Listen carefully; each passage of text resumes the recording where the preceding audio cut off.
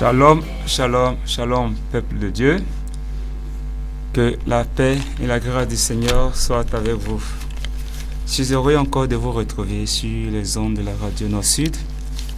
Que le Seigneur bénisse votre écoute. Que sa grâce se multiplie dans vos vies.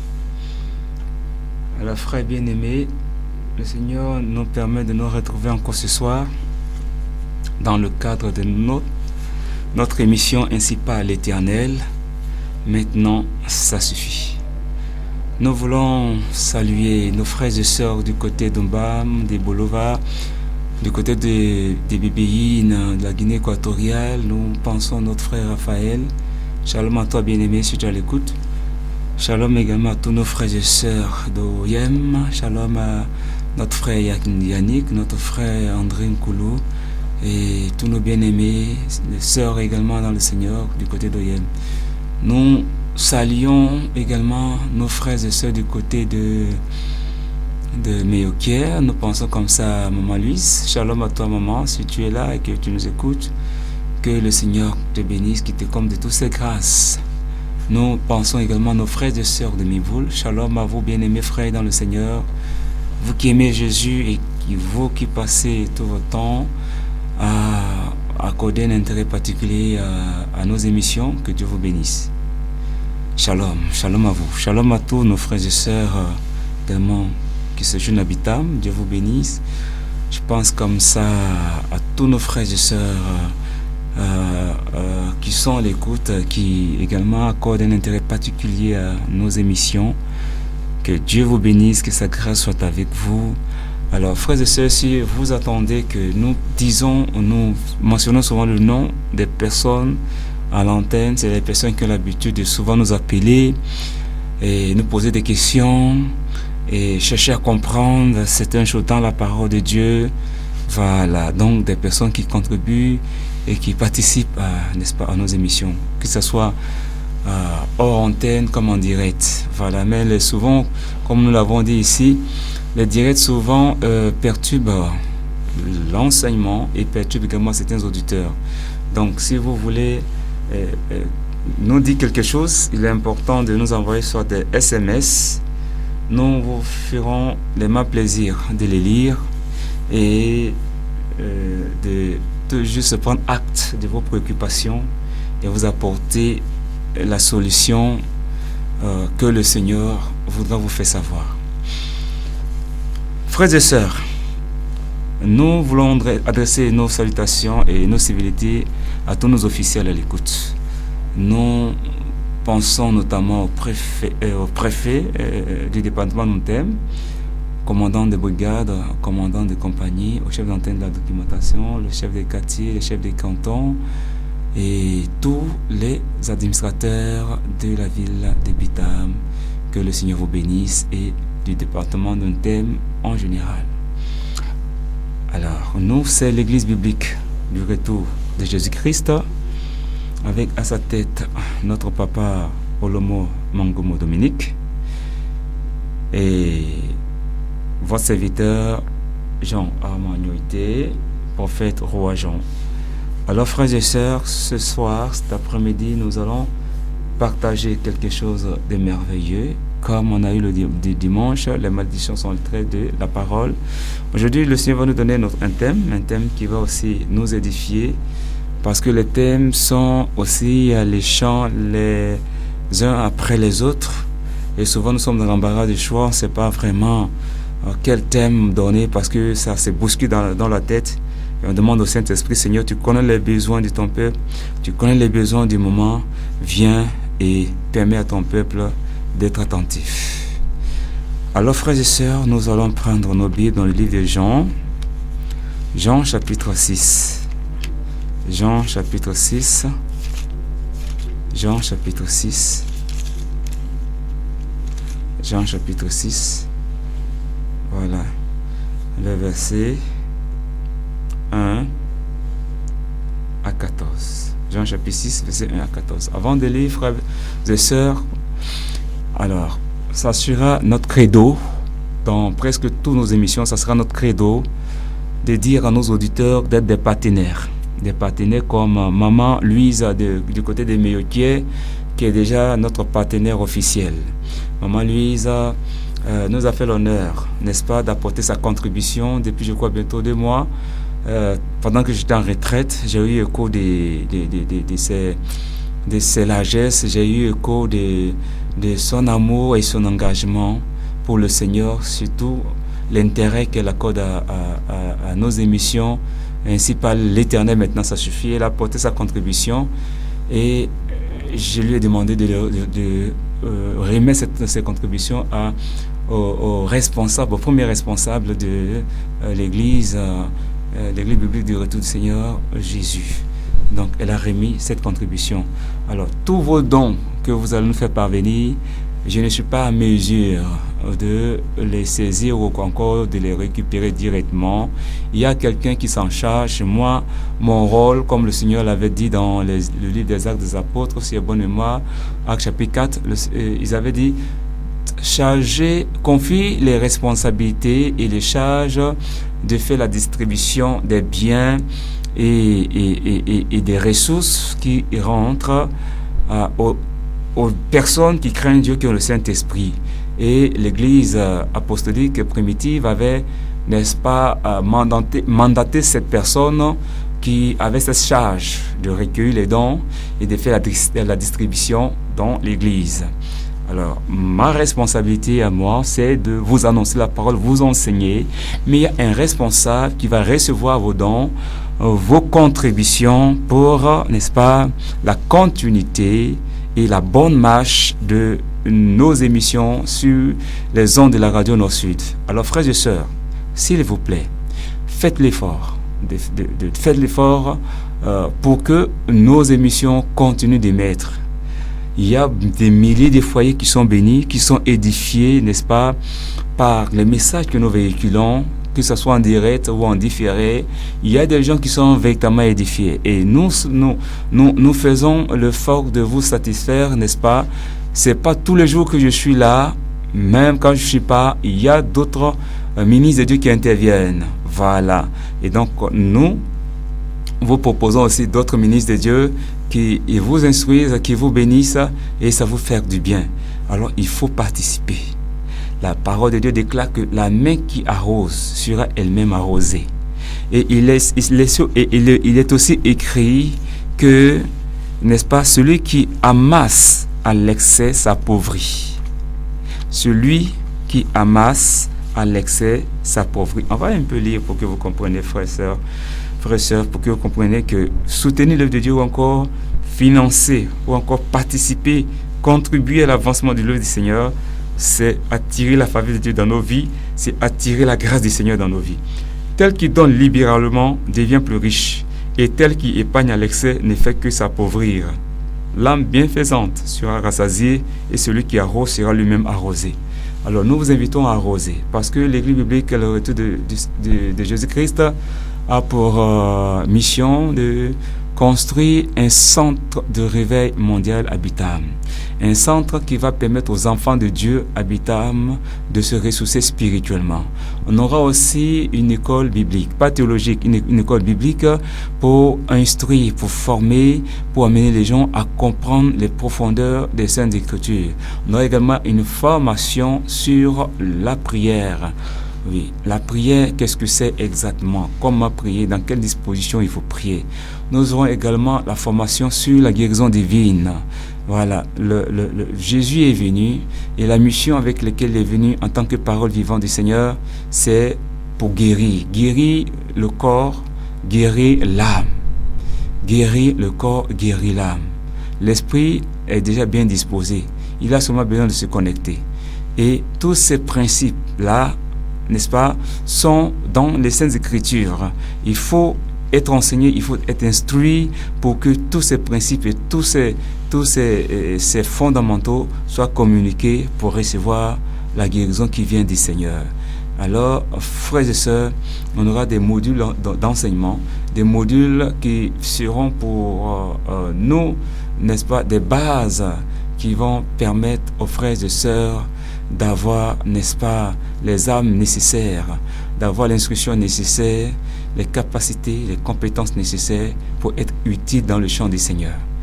Alors frères et sœurs, voilà un peu notre vision. Et vous savez qu'on ne peut pas le faire seul, ou encore une seule personne ne peut pas le faire. Il y a un vieux proverbe qui dit que une seule main ne peut pas se laver, ce sont les deux mains qui se lavent.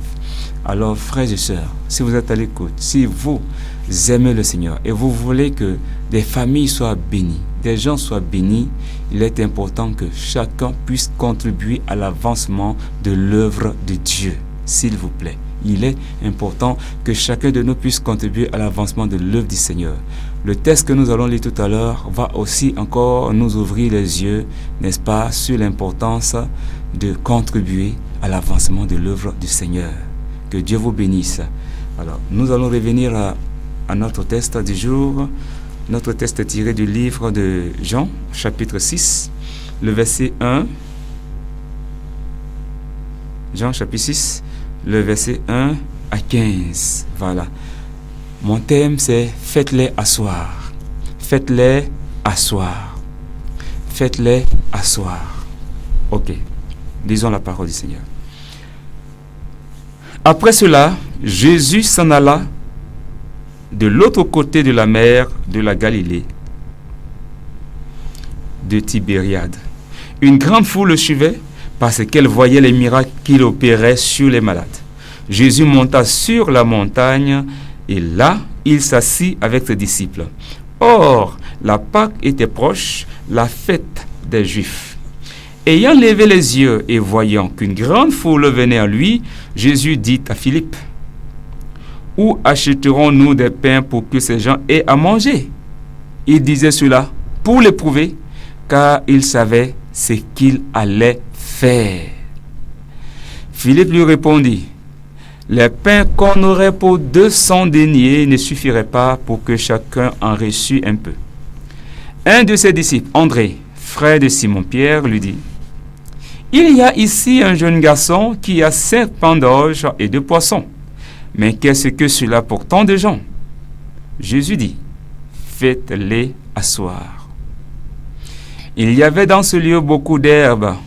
Ils s'assirent donc, au nombre d'environ 5000 hommes. Jésus prit les pains, rendit grâce et les distribua à ceux qui étaient assis. Il leur donna de même des poissons autant qu'ils en voulurent. Lorsqu'ils furent rassasiés, il dit à ses disciples, « Ramassez les morceaux qui restent, afin que rien ne se perde. » Ils les ramassèrent donc, et il remplit 12 paniers avec les morceaux qui restèrent des 5 pains d'orge. Après que tous eurent mangé, ces gens ayant vu le miracle que Jésus avait fait, disaient, « Celui-ci est vraiment le prophète qui doit venir dans le monde. » Et Jésus, sachant qu'ils allaient venir l'enlever pour le faire roi, se retira de nouveau sur la montagne lui seul. Parole du Seigneur, nous rendons grâce à Dieu. Frères et sœurs, voici la pensée de notre Dieu pour ces jours. Voici la pensée de celui qui est l'omniprésent, l'omniscient pour ces jours. Nous allons prier et Dieu va nous faire la grâce de pouvoir comprendre cette parole. J'ai pour habitude de dire que nul n'a le monopole de la connaissance, sauf le Saint-Esprit qui détient ce monopole. Alors nous allons lui demander de nous aider à comprendre. Nous allons lui demander de venir nous instruire. Prions le Seigneur. Père, nous te bénissons, te rendons toute la gloire. Cet après-midi, ô Dieu, nous venons au pied du Maître, comme Marie, sœur de Lazare, avait soif de ta connaissance, avait soif de ta révélation. Marie ne voulait pas seulement être une religieuse. Marie ne voulait pas seulement être de ceux-là qui gonflent l'effectif religieux et l'effectif communautaire, mais plutôt être une disciple du Seigneur, disciple de celui qui a créé l'univers afin de pouvoir mieux le servir. Et Marie a reçu ce jour-là la bonne part, selon le témoignage de notre Seigneur lui-même. Père, cet après-midi, que chaque auditeur puisse s'inscrire dans cette pensée de Marie, que chaque auditeur ait ce soir la bonne part. Merci Seigneur éternel Dieu Tout-Puissant pour ce thème que tu nous donnes de traiter ce soir. Faites-les asseoir. Que le Saint-Esprit vienne prendre le contrôle. Aide-nous à comprendre, instruis-nous au Seigneur. Que nous ne soyons pas des auditeurs oublieux, mais que nous soyons de ceux-là qui conservent l'image de leur visage, afin de mieux marcher et de contempler la gloire de notre Seigneur, allant de gloire en gloire. Au nom puissant de Yeshua Mashiach, nous avons ainsi prié. Amen. Alors, frères bien-aimés, voilà que notre Seigneur Jésus, qui parcourait les rues de la Galilée, les rues de Jérusalem, les rues de, n'est-ce pas, de la mer de Tibériade, qui parcourait, n'est-ce pas, toutes ces villes dans le souci de pouvoir faire comprendre aux êtres humains que nous sommes la pensée de Dieu pour l'humanité, dans le but de faire comprendre à la race humaine l'intérêt de Dieu. Jésus, qui proclamait la parole, va encore être illustré ici comme celui qui prend soin de son peuple. Alors, ces milliers et milliers de personnes qui marchaient à sa suite, arrivés à un endroit donné, Jésus va marquer un arrêt.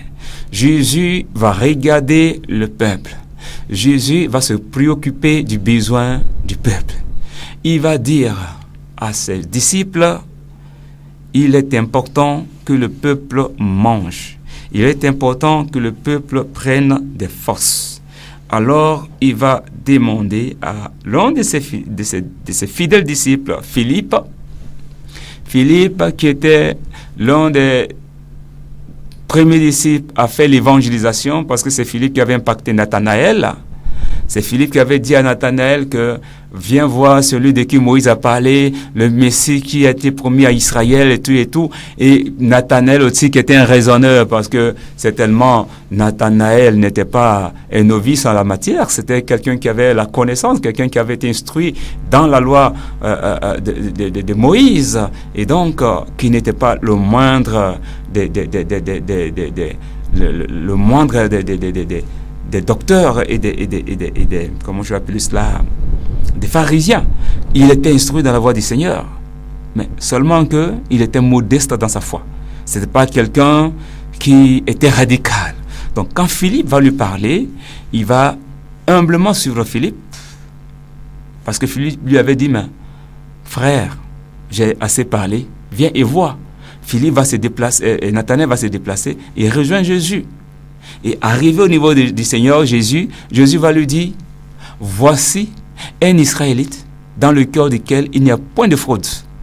Nathanaël lui dit, mais Seigneur, d'où me connais-tu? Il dit, avant que tu ne sois sous le figuier, je t'avais déjà vu. Donc ça, c'était la parole de connaissance. C'était une révélation que Jésus avait reçue et qu'il venait de partager avec Nathanaël. Mais comment il sait que j'étais sous le figuier? Comment il sait que je suis allé me placer sous le figuier pour que Philippe vienne me parler? Donc, Jésus avait donné une révélation et Philippe a confirmé, et Nathanaël a confirmé. D'où me connais-tu? Jésus dit, mais avant que tu ne sois sous le figuier, je t'avais déjà vu. Voyez-vous?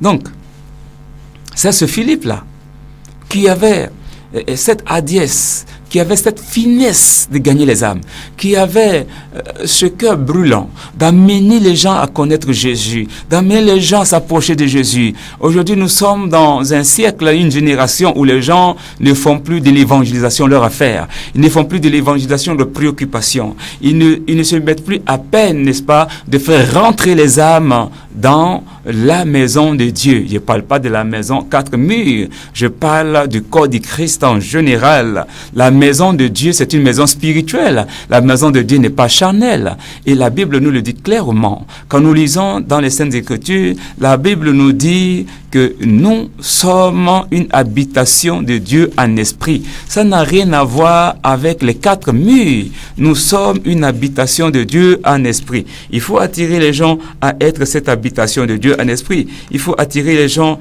à être cette maison de Dieu en esprit. C'est de ça qu'il s'agit, frère, je suis dans le Seigneur.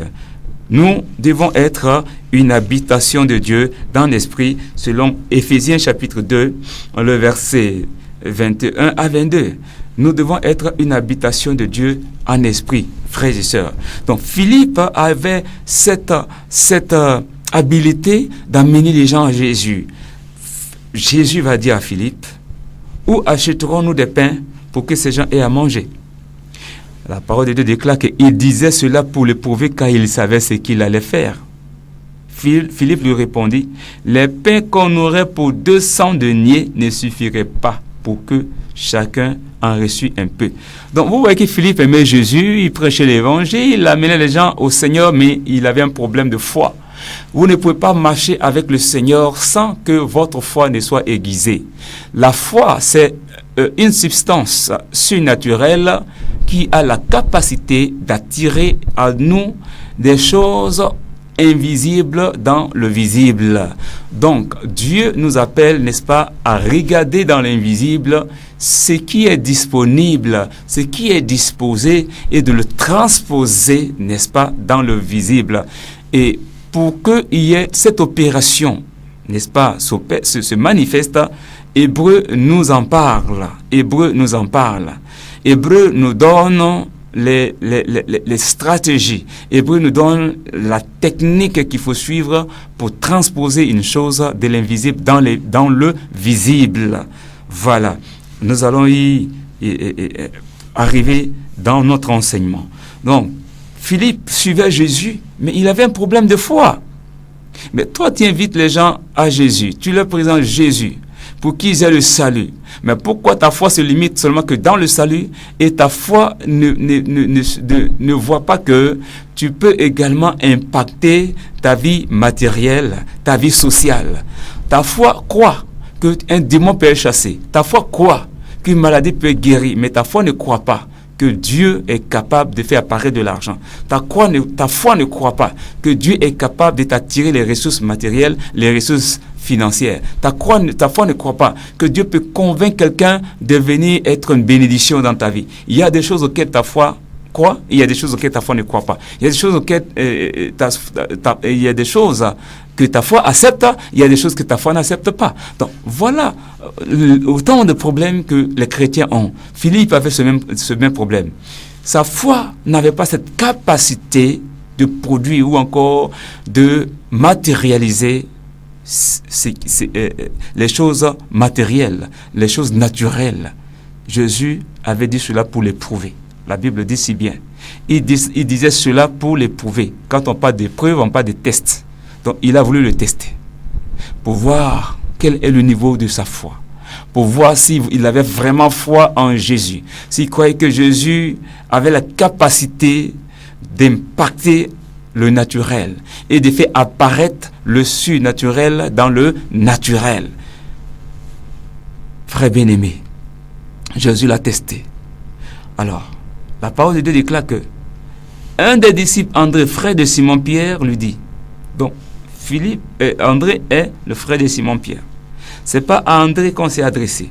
On a parlé à Philippe. Mais Philippe n'a pas été capable d'être en mouvement. Vous savez, quand la parole de Dieu est libérée, c'est pour créer un mouvement. Et c'est le mouvement qui crée la vie. Si la parole de Dieu est libérée, qu'il n'y a pas de mouvement, il ne peut pas avoir de vie. Il faut qu'il y ait un mouvement. Il y a la vie dans le mouvement. Il y a la vie dans le mouvement. Le mouvement crée la vie. Sans mouvement, il n'y a pas de vie. La parole sort pourquoi? Mais la parole sort pour produire une action. La parole sort pour créer un mouvement. Un mouvement dans la pensée, un mouvement dans l'attitude, un mouvement dans le comportement. La parole vient pour créer un mouvement. Et c'est ce mouvement qui engendre, n'est-ce pas, l'action engendre, n'est-ce pas, le miracle. Donc, Jésus a libéré la parole. Voilà que Philippe est resté là comme un poteau électrique. Il n'a pas bougé d'un pas. Il n'a pas bougé d'un iota. Il est resté là. Alors, celui à qui Jésus ne s'adressait pas, qui était André, c'est André qui va se mettre en mouvement. Bien-aimé, si on était face to face, j'allais dire, dis à ton voisin un mouvement. Frère, il est important d'effectuer un mouvement. Il est important que la parole de Dieu produise un mouvement. Alors quand on lit Ézéchiel 37, nous voyons ceci. Dieu dit à Ézéchiel, il dit ceci en Ézéchiel 37, après du verset 1, je vais lire. La main de l'Éternel fut sur moi, et l'Éternel me transporta en esprit et me déposa dans le milieu d'une vallée remplie d'ossements. Il me fit passer auprès d'eux tout autour, et voici, ils étaient fort nombreux à la surface de la vallée, et ils étaient complètement secs. Il me dit, Fils de l'homme, ces eaux pourront-ils revivre? Je répondis, Seigneur éternel, tu le sais. Il me dit, prophétise sur ces eaux et dis-leur, ossements desséchés, écoutez la parole de l'Éternel. Ainsi parle le Seigneur l'Éternel à ces eaux. Voici, je vais faire entrer en vous un esprit, et vous vivrez. Je vous donnerai des nerfs, je ferai croître sur vous de la chair, je vous couvrirai de peau, je mettrai en vous un esprit, et vous vivrez, et vous saurez que je suis l'Éternel. Je prophétisais selon l'ordre que j'avais reçu, et comme je prophétisais, il eut un bruit. Et voici, il se fit un mouvement. Ah, my God. Et voici, il se fit un mouvement. Ah, makarabaseke. Et voici, il se fit un mouvement. Il faut un mouvement pour qu'il y ait la vie. Il faut un mouvement pour qu'il y ait miracle. Il faut un mouvement. C'est pour cela que vous allez voir que l'homme a des articulations. Et les articulations lui permettent de faire des mouvements. Les articulations lui permettent d'être flexible. Frère, il y a la vie dans le mouvement. La parole de Dieu ne peut pas sortir et que nous ne soyons pas capables d'obéir. Nous ne soyons pas capables de la saisir. Nous ne sommes pas capables d'aller dans le sens de l'orientation qu'elle nous donne. La parole a été libérée ici. Et il est écrit qu'un mouvement s'est produit. Un mouvement s'est produit. Et à la suite de ce mouvement, nous allons voir quelque chose d'autre qui va suivre. Je prophétisais selon l'ordre que j'avais reçu. Et comme je prophétisais, il eut un bruit. Et voici, il se fit un mouvement. Alléluia. Et les eaux se rapprochaient les uns des autres. Donc, sans mouvement, les eaux ne peuvent pas se rapprocher. Mais comprenez une chose. Comme dans une vallée d'ossements desséchés, on dit c'est des eaux. Littéralement, ce sont des eaux. Il n'y avait plus rien. Quand on dit os, os là c'est os. Voilà, je vais parler un peu en français africain de chez nous là. Os là c'est os. Hein? Os c'est os. Os, quand un chien mange os, il n'y a rien dessus. On se pose la question. Le chien là il cherche quoi? Mais on a mangé toute la chair. Il n'y a plus rien sur ça. Le chien cherche quoi? Oh frère, il te dit, le chien même, il est intelligent. Parce que vous ne savez pas ce que le chien cherche dans l'os. Ce n'est pas l'os là que le chien cherche. Il cherche la moelle épinière. La moelle épinière, c'est une substance qui se trouve dans l'os qui est très, très, très moelleuse et agréable à manger. Quand il mange l'autre, il jette. Le chien lui dit, oh, mon maître là même vraiment. Hein. Comment c'est qu'il est doux là qui est dans l'os et il laisse. Le chien récupère l'os. Il croque bien. Il enlève la moelle épinière. Et il se régale. Il se régale. Donc lui, le chien, c'est que toi, tu as déjà mangé la chair, tu es rassasié. L'os, là, tu n'as pas cassé. Souvent, même le chien prie que tu n'aies même pas assez des dents. Parce que si tu as les dents, tu risques même de ne pas lui donner de ne pas lui balancer l'os. Donc il attend. Il attend pour récupérer l'os. Vous comprenez? Comment des os qui n'ont ni chair, ni nerfs, ni rien de pareil, ces os-là vont faire des mouvements, frère. Ça veut dire tout simplement que la parole de Dieu a la capacité d'appeler à l'existence ce qui n'existe pas. Et c'est ce que nous devons croire, frère. C'est ce que nous devons croire, frère.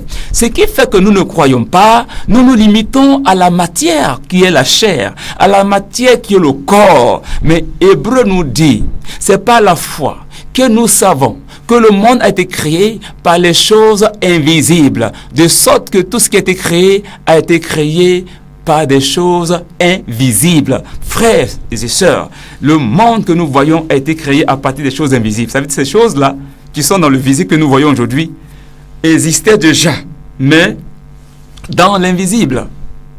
Donc quelque chose que les yeux, les sens charnels, les sens humains ne peuvent pas voir. Seul que les sens spirituels peuvent voir, dans la mesure où le corps humain est composé d'esprit et âme. Frères et sœurs. Donc, nous ne sommes pas le corps, nous sommes esprit. Nous ne sommes pas le corps, nous sommes esprit. Nous ne sommes pas le corps, nous sommes esprit. Seulement la différence, Dieu nous a donné le corps pour apprécier notre environnement matériel. Pour apprécier notre environnement matériel. Alors, nous apprécions notre environnement matériel, nous vivons dans cet environnement matériel pour un temps. C'est pour cela que la mort aussi existe, pour nous faire comprendre que après la vie terrestre, après la vie physique, il y a une autre vie qu'on appelle la vie après la mort. Cette vie après la mort se fait en dehors du corps, ça se fait hors du corps. Et pour comprendre cette réalité spirituelle, il faut être en contact avec la parole de Dieu. Il faut être en contact avec la parole de Dieu. La vie après la mort existe bel et bien, frères et sœurs. Alors, quand Ézéchiel libère la parole, il y a un mouvement. Et les eaux s'approchèrent les uns des autres. Je regardais et voici, il vint des nerfs. La chair crue et la peau les couvrit par-dessus. Mais il n'y avait point en eux d'esprit. Il me dit, prophétise. Donc, il l'a prophétisé en deux phases. Il l'a prophétisé en deux temps. C'est pour ça qu'il dit, j'ai prophétisé selon l'ordre. Donc, il y a l'ordre de la prophétie. Il y a l'étape évolutive de la prophétie. Tout comme cet homme que Jésus avait guéri, il a prié pour ce monsieur dans un village. Il a pris ce monsieur dans un village de Bethsaïda. Il l'a retiré du village. Il l'a envoyé hors du village et il a prié pour cet homme. Il a pris de la salive, il l'a mis sur ses yeux. Et il a dit, qu'est-ce que tu vois? Le monsieur dit, je vois les hommes comme des arbres. Mais ça veut dire, si tu vois les hommes comme des arbres, tu ne vois pas encore bien. Ça veut dire, tes yeux sont comme le zoom. Quand il y a le zoom, tout devient grand. Ses yeux étaient en zoom. Jésus dit, mais non, je n'ai pas créé l'homme avec des zooms. Il faut que tu vois naturellement. Il va prier encore une deuxième fois. Quand il prie pour ce malade, c'est avec pour la deuxième fois. Il lui pose la question, qu'est-ce que tu vois? Il dit, je vois maintenant distinctement. Alléluia. Donc, notre miracle, tant qu'il n'est pas parfait, le Seigneur continuera de le parfaire, frères et sœurs.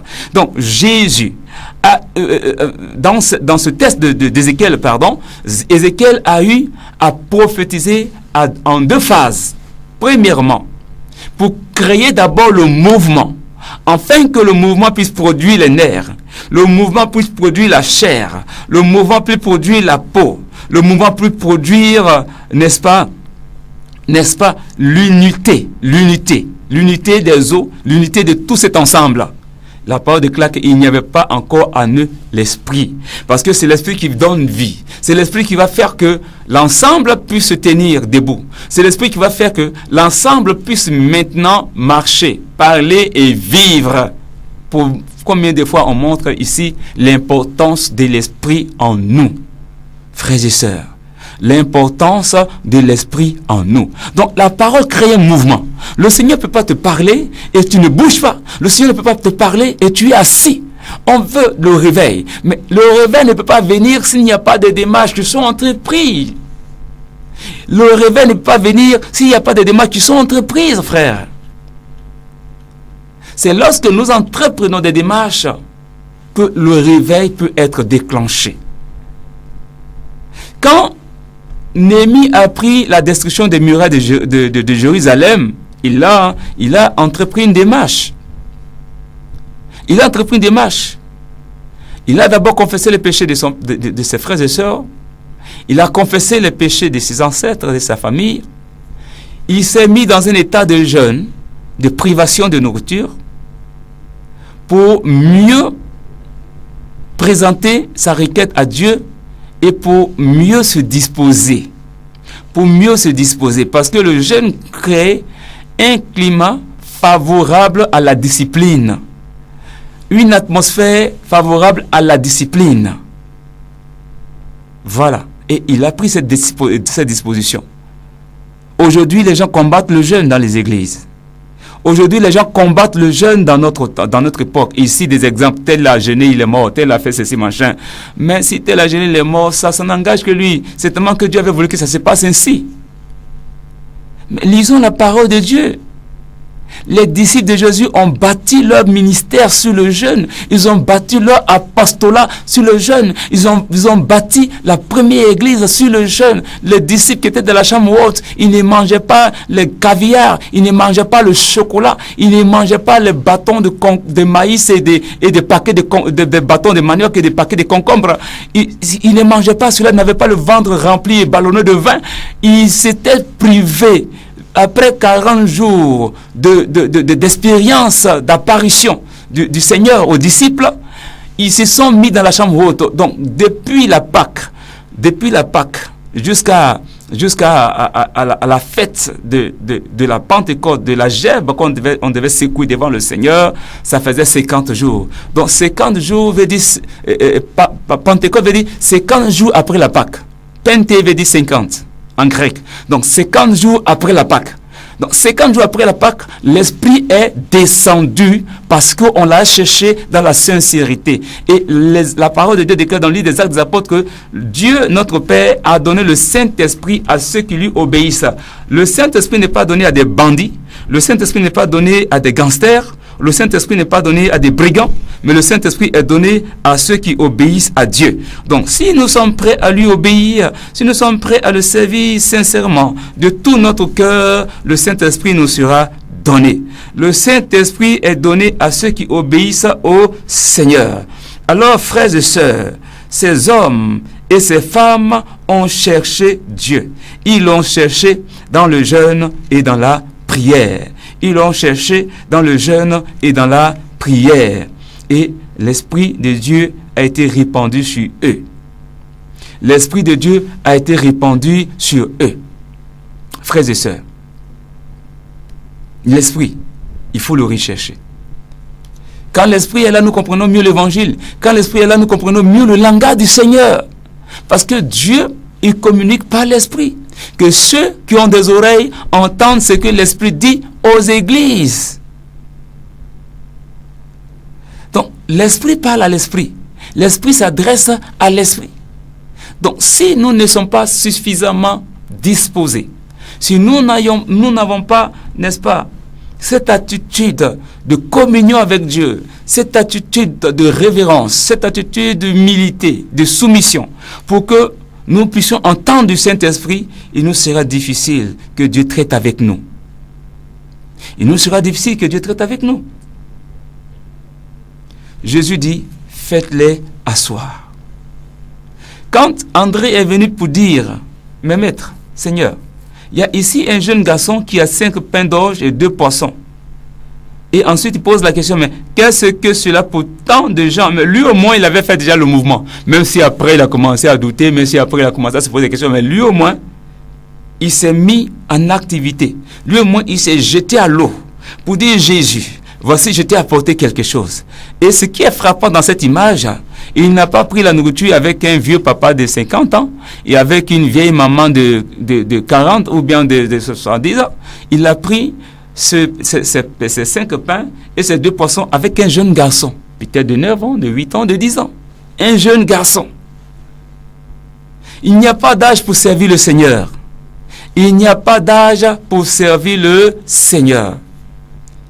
Ce jeune garçon, frère bien-aimé, est l'image de l'Église naissante, est l'image des disciples qui vont assurer le relais, ou encore qui vont assurer la relève. Donc, ce jeune garçon représente l'Église d'avenir, les disciples d'avenir, les apôtres d'avenir. Il avait une foi sincère, il avait une foi vraie. Lui, il était convaincu que Jésus était capable de multiplier son pain, de multiplier son poisson. Parce que tout le temps qu'ils ont marché avec Jésus, ils ont vu les miracles que Jésus a fait.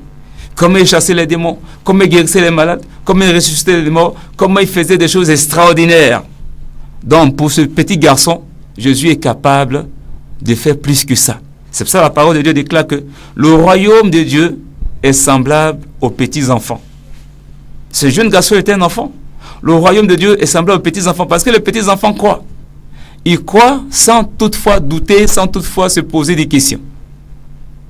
Ils pouvaient dire, mais ma mère m'a donné mon pain, ma mère m'a donné mon poisson, pourquoi est-ce que je vais le donner? Et il y a plus de 5000 personnes, sans compter les femmes. Mais ils ont la nourriture, pourquoi c'est pour moi qui viens prendre? L'enfant ne s'était pas posé la question. Il n'y a pas d'âge pour servir le Seigneur. Alors cette image doit nous interpeller. Si aujourd'hui, Dieu nous permet d'entendre ces paroles et que nous sommes peut-être au 3e âge, ou encore nous sommes dans la fleur de l'âge, Dieu veut nous interpeller pour dire, tu peux encore t'engager à le servir. Tu peux encore te lever pour dire, Seigneur, moi je vais te servir. Parce que frère bien-aimé, le but pour lequel Dieu nous a créés, ce n'est pas pour avoir une vision d'une femme, d'une maison, des enfants, d'un petit salaire et être heureux. Frère bien-aimé, ce n'est pas cette pensée-là. Ce n'est pas cette vision-là. Ce n'est pas ça que Dieu nous appelle. Dieu nous appelle à une vision plus grande. Dieu nous appelle à une vision plus grande. Donc si tu m'entends, frère bien-aimé, le Seigneur voudrait que tu puisses t'engager à le servir. Et le servir sincèrement. Le servir sincèrement. Jésus prend les 2 poissons, les 5 pains, et dit, faites-les asseoir. Il y avait dans ce lieu beaucoup d'herbes. Il s'assit donc au nombre d'environ 5000 hommes. Jésus prit les pains, rendit grâce et les distribua à ceux qui étaient assis. Il leur donna de même des poissons autant qu'ils en voulurent. Il leur donna de même des poissons autant qu'ils en voulurent. Jésus a dit, faites-les asseoir. Faites-les asseoir. Vous voulez manger la nourriture céleste? Vous voulez manger la nourriture spirituelle? Vous voulez manger la nourriture qui ne finit jamais? La nourriture qui va vous satisfaire, qui va augmenter dans votre vie? Le Seigneur dit, il faut s'asseoir. Il faut rester tranquille. Il ne faut pas être agité. Il faut s'asseoir parce que Jésus est le pain de vie. Le pain qui ne finit pas. Jésus est le pain de vie, le pain qui coupe la faim. La faim des biens matériels, la faim des biens temporels, la faim des biens terrestres. Jésus est le pain qui coupe cette faim. Il est le pain qui coupe cette faim. C'est pas dire que les biens matériels ne sont pas importants. C'est pas dire que l'argent n'est pas important. C'est pas dire que toutes ces choses dont nous avons besoin aujourd'hui pour vivre ne sont pas importants. Non, c'est pas ce que je veux dire. Il ne faut pas avoir un attachement. Il ne faut pas avoir un goût prononcé. Il ne faut pas avoir une considération au point, n'est-ce pas, de faire souffrir ton frère, ta soeur à cause des biens matériels. Il ne faut pas avoir un attachement pour les biens matériels. Il ne faut pas être cupide. Il ne faut pas s'attacher à ces choses. Il faut aimer Dieu plus que tout. Il faut orienter ce qu'on a comme moyen financier, comme moyen matériel au service du Seigneur. Et Dieu multipliera. Et Dieu multipliera. Voici ce à quoi le Seigneur nous appelle. Voici ce à quoi nous appelle. Et il y avait des gens qui avaient compris cela. Notre regard doit s'attacher sur Dieu. Notre regard doit aimer le Seigneur. Notre regard doit vraiment placer notre confiance en Dieu. De sorte que tout ce dont nous avons besoin, Dieu puisse nous le donner quand le besoin se manifeste. Quand le besoin se fait sentir, que Dieu puisse nous répondre immédiatement. Parce que tout simplement, nous sommes dans sa volonté, nous sommes dans sa pensée. La pensée de Dieu, c'est de voir la vie de Dieu être dans le cœur des hommes. C'est de voir l'amour de Dieu être dans le cœur des hommes. La volonté de Dieu, c'est de voir les hommes se détourner du mal et s'attacher à lui. Voici la volonté de Dieu. Voici ce que Dieu veut. Mais la religion a fait de nous des hypocrites dans la foi. On va à l'église, on cherche Dieu, on prie, on fait tout ce qu'il faut pour marcher avec Dieu. Mais l'amour de Dieu n'est pas en nous. La vie de Dieu n'est pas en nous. On est prêt à condamner les autres. On est prêt à blâmer les autres. On est prêt à rejeter les autres. On est prêt à être des meurtriers pour nos frères, pour nos sœurs. L'amour n'est pas vraiment là. Frères et sœurs, Dieu nous appelle à développer la nature de Dieu en nous. Faites-les asseoir. Être assis est un signe de maturité. Être assis est un signe de stabilité. Faites-les asseoir. Ça veut dire en d'autres termes, tous ceux qui refusaient de s'asseoir n'avaient pas droit à manger, n'avaient pas droit à la nourriture. Parce que Jésus est clair. C'est lui qui est le maître, c'est lui qui donne l'orientation, c'est lui qui est l'autorité, c'est lui qui est le leader, c'est lui qui donne la vision, c'est lui qui a la vision. Il dit faites-les asseoir. Donc personne ne devait se poser à cet ordre qu'il a donné.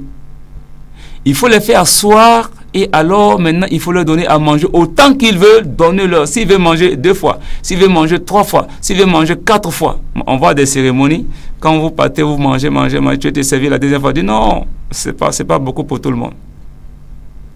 Il faut manger juste un peu. Jésus lui fait pas ça. Il te donne à manger. Si tant que tu es assis, si tu veux manger 1000 fois, on va te servir. Parce que tant que tu es assis, que ton désir lui est présenté, il va te donner. Être assis veut dire tout simplement se mettre dans une position de concentration. Ou encore, pour un français plus facile, se mettre dans une position de calme. Il faut être calme. Calme surtout à l'intérieur de toi. Que l'intérieur de toi ne soit pas agité. Qu'il n'y ait pas la peur, qu'il n'y ait pas les craintes, qu'il n'y ait pas les doutes, qu'il n'y ait pas les suspicions, qu'il n'y ait pas les murmures, qu'il n'y ait pas toutes ces choses-là dans ton cœur. Il faut un calme intérieur. C'est le calme intérieur qui attire Dieu. Il faut être calme. C'est le calme intérieur qui attire Dieu. Regardez toutes les fois que Dieu est intervenu dans la vie d'Israël. Quand Dieu devait délivrer Israël pour la première fois en Égypte, il n'est pas venu le matin, il n'est pas venu à midi, il n'est pas venu à 15h, il est venu à minuit. Exode 12, verset 29. Dieu est venu à minuit, c'est-à-dire au milieu de la nuit, ça veut dire minuit. Il est venu à minuit, dans le calme.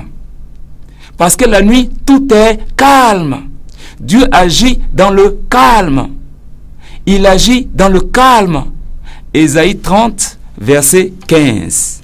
Ésaïe 30, verset 15.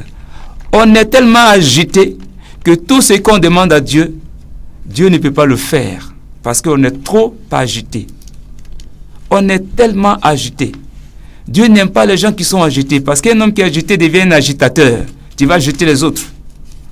Et Dieu n'aime pas les gens qui sont agités. C'est pour ça qu'il a changé le nom de Pierre.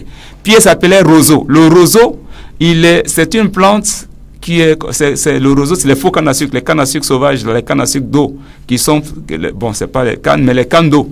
Voilà, qui sont placées dans les régions marécageuses. Donc, quand il y a le vent, ça ne dure pas, ça ne résiste même pas, ça se casse.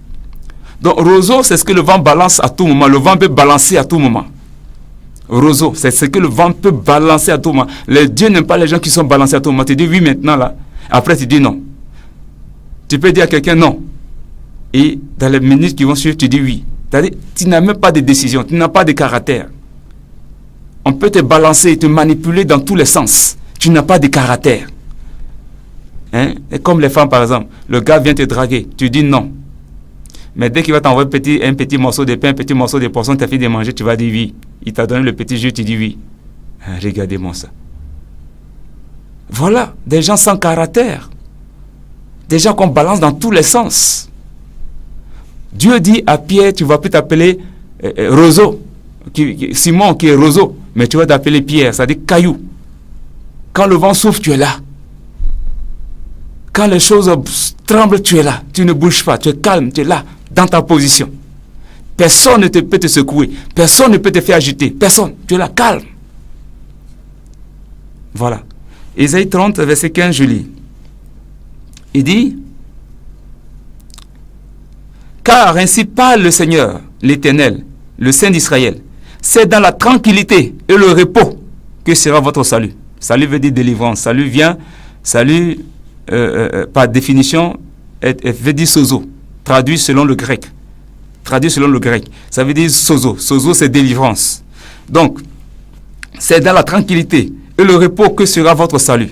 Donc, c'est dans la tranquillité et le repos que sera votre délivrance.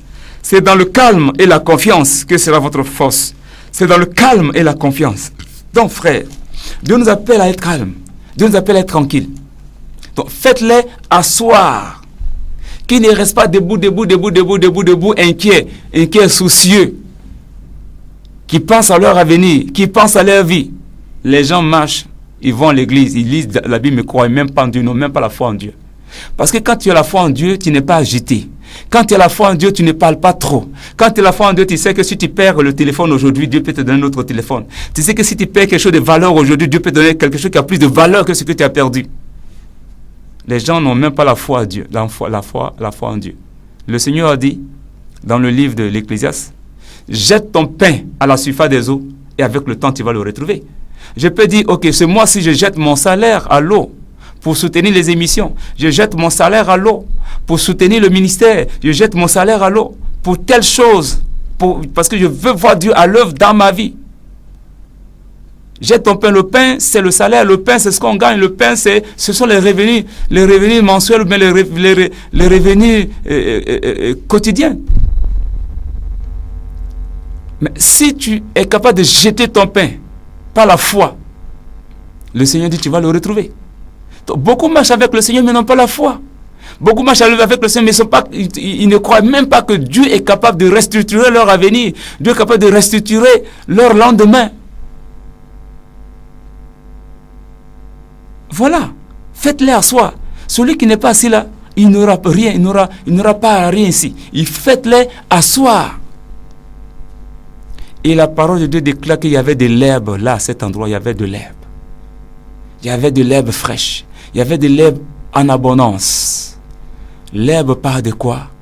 L'herbe parle, n'est-ce pas, de la richesse divine. L'herbe parle ici de la capacité de Dieu à nourrir ses brebis. La capacité de Dieu à permettre à son peuple d'être dans de verts pâturages.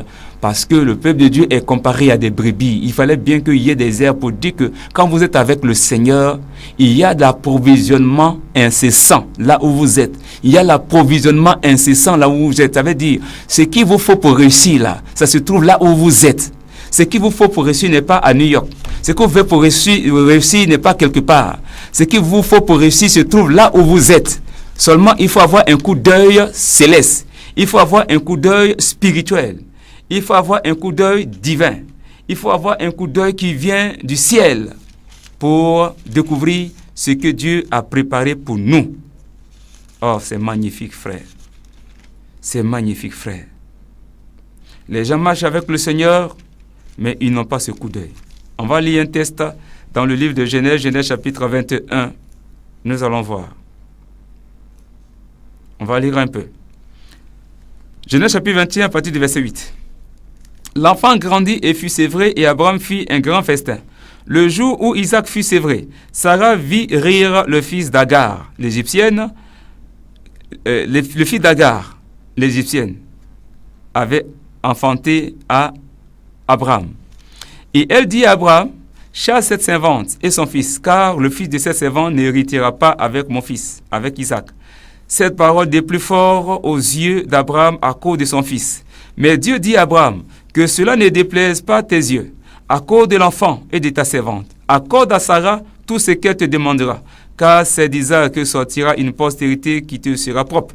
Je ferai aussi une nation de fils de ta servante, car il est ta postérité.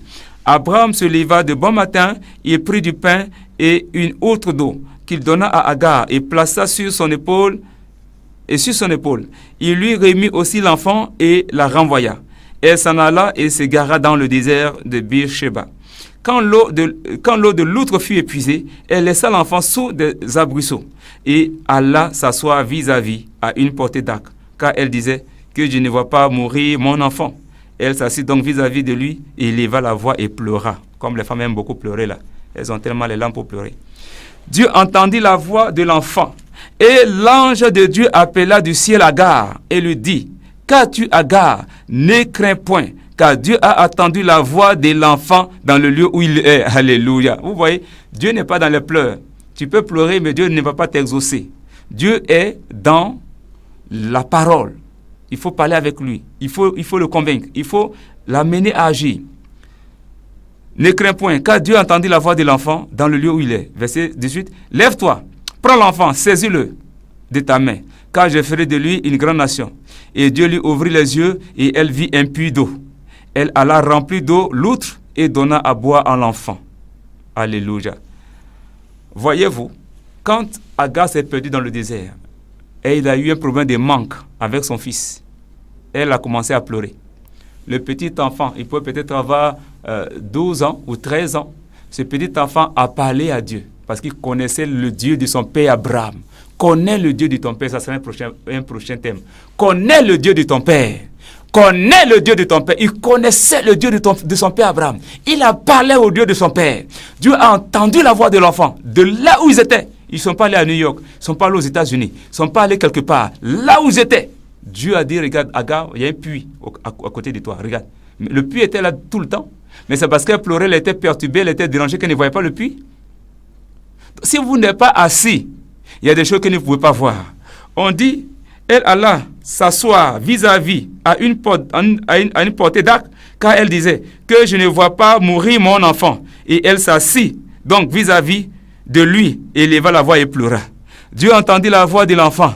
Et l'ange de Dieu appela Agar du ciel et lui dit, qu'as-tu Agar, ne crains point, car Dieu entendit la voix de l'enfant dans le lieu où il est.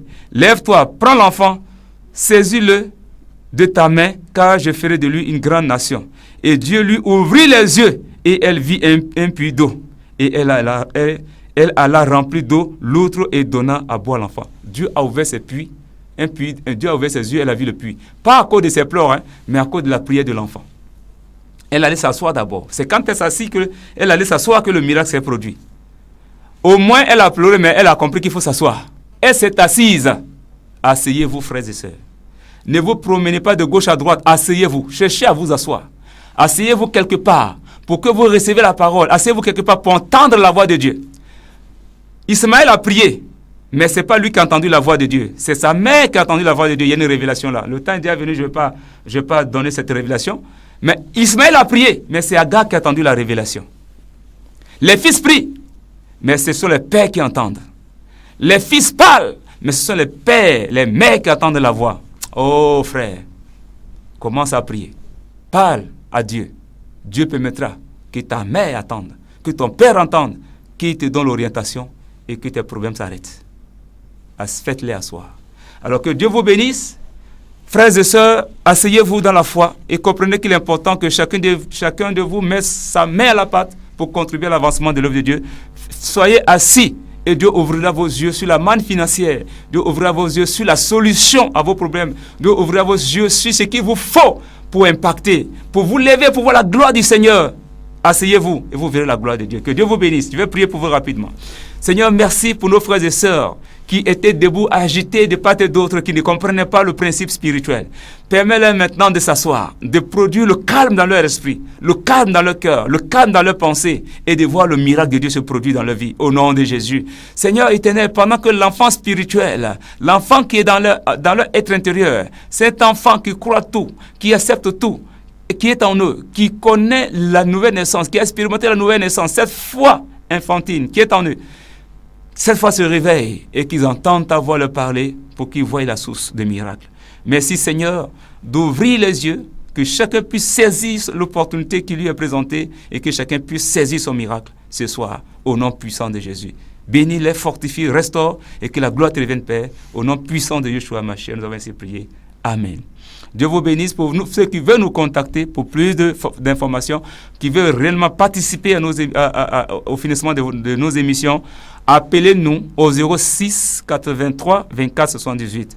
06 83 24 78 et au 07 76 24 17.